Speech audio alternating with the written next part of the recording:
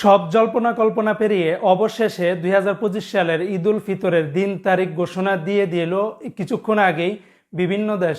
জি হ্যাঁ বন্ধুরা, কয়েকটি দেশ মিলে তাদের পবিত্র ঈদ উল ফিতরের দিন তারিখ ঘোষণা দিয়ে দিয়েছে। তাহলে সবাইকে জানাই অগ্রিম ঈদ মুবারক, ঈদ উল ফিতরের শুভেচ্ছা এবং ঈদ মুবারক, তাকাব্বালাল্লাহু মিন্না ওয়া মিনকুম।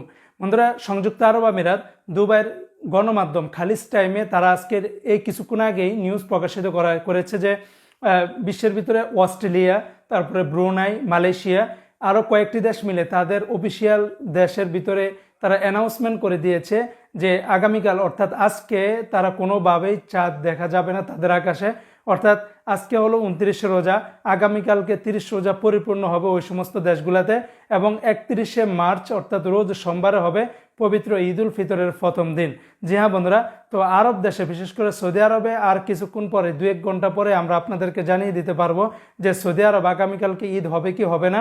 ইতিমধ্যে আরব দেশে অন্যান্য দেশও অ্যানাউন্সমেন্ট করে দিয়েছে এই বছর আরব দেশগুলোতে 30টা রোজা হওয়ার সম্ভাবনা রয়েছে। তারপরে আমরা 1% ধরে নিলাম চাঁদ দেখার উপর নির্ভরশীল হবে। তো বন্ধুরা, সবাইকে জানাই অগ্রিম ঈদ মোবারক। আপনারা জেনে গেছেন যে অস্ট্রেলিয়া, ব্রুনাই, মালয়েশিয়া আরও বিভিন্ন দেশ আগামী 31শে মার্চ ঈদ উল ফিতরের প্রথম দিন উদযাপন হবে।